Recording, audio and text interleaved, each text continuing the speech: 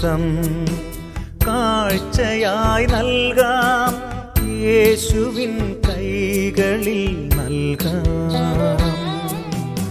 ഈ ജീവിതം കാഴ്ചയായി നൽകാം, യേശുവിൻ കൈകളിൽ നൽകാം.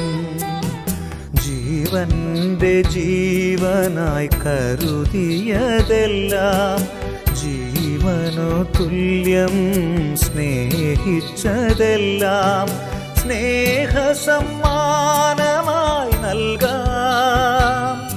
ഒരു സ്നേഹസമ്മാനമായി നൽകാം. ഒരു യാഗമായി നൽകിടാം നമ്മെ കാഴ്ചയായി